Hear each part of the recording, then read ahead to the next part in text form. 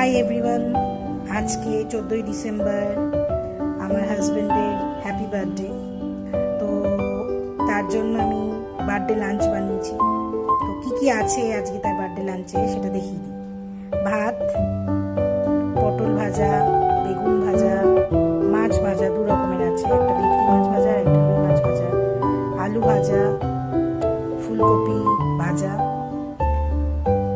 এটা হচ্ছে রুই মাছের ঝোল, এটা হচ্ছে মুগ ডাল, এটা হচ্ছে পাঁচমিশালি সবজি দিয়ে পুঁই শাক, যার জন্মদিন তার খুব প্রিয়।